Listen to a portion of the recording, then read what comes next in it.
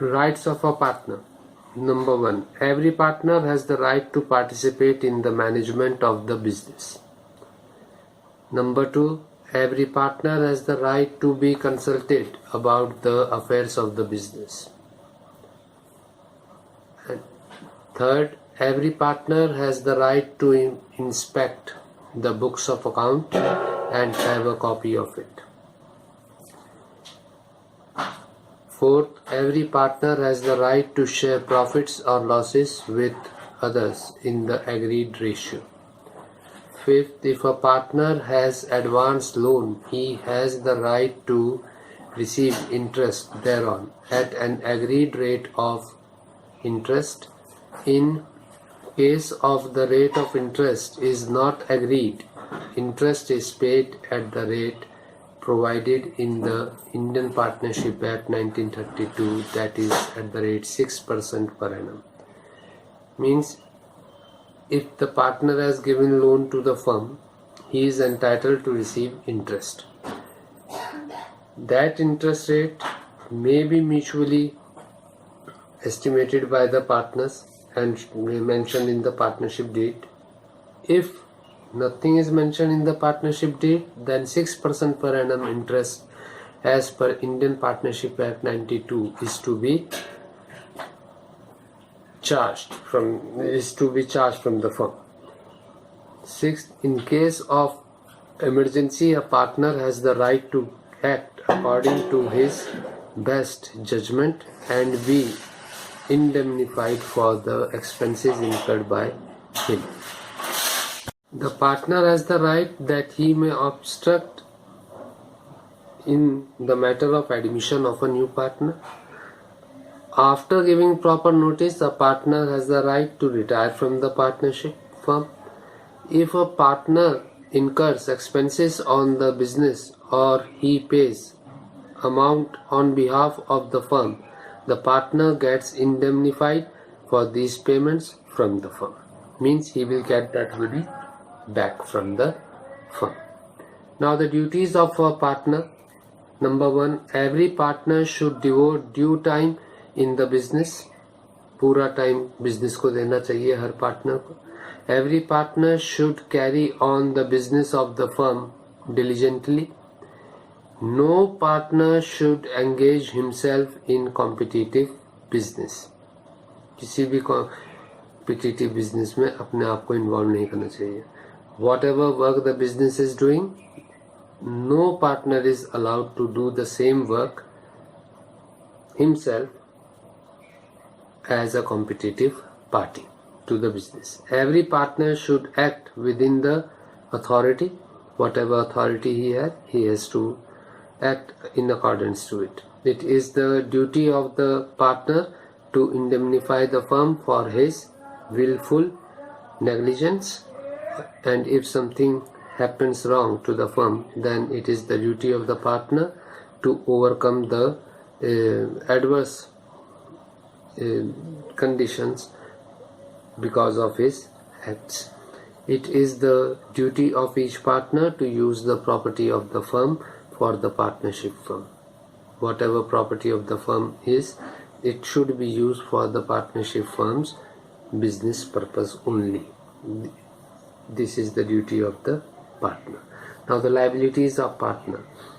Number 1, if a partner carries on a business that is similar to that of the firm in competition with the firm and earns profit from it, the profit earned from such business shall be paid to the firm.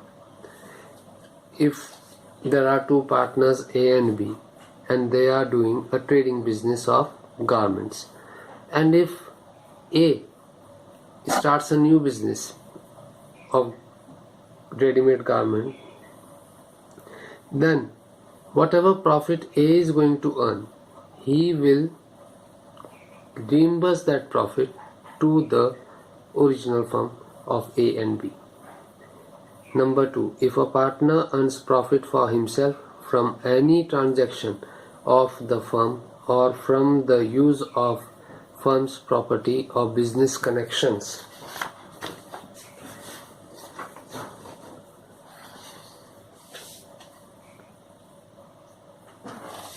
the profit so earned shall be paid to the firm. If out of the property of the firm, any one partner earns some income, that income will also be given to the partnership firm. Other important provisions of the Indian Partnership Act 1932. If all the partners agree, a minor may be admitted for the benefit of partnership. Section 30. Section 30 of Indian Partnership Act says that if all the partners agree, then a minor, a person below the age of 18 years, can be admitted as a partner in the partnership firm. Second, a person may be admitted as a partner either with the consent of all the existing partners or in accordance with an express agreement among the partners. Section 31 says that any person can be admitted as a partner if all the other partners have given a clear-cut consent on the admission of the partner, means every partner has agreed upon it. Third, a partner may retire from the firm either with the consent of all the other partners or in accordance with an express agreement among the partners. Section 32. According to Section 32, a partner can retire from the firm by taking the consent of all the partners, and there should be an agreement of all the partners in this regard. Fourth, registration of the firm is optional and not compulsory. Section 69 says that a firm may get itself registered or not, but it is legally beneficial for the firm to get itself registered. Now, fifth point, unless otherwise agreed by the partners in the partnership deed, the firm is dissolved on the death of a partner. Section 35. It says, unless otherwise agreed by the partners, जब तक सारे partners agree ना कर जाएं, in the partnership deed, a firm is dissolved. एक firm dissolve हो सकती है after the death of a partner. This is in accordance to Section 35. These provisions of Indian Partnership Act 1932 are applicable when partnership deed does not exist or where it exists but does not mention anything regarding to these aforementioned conditions.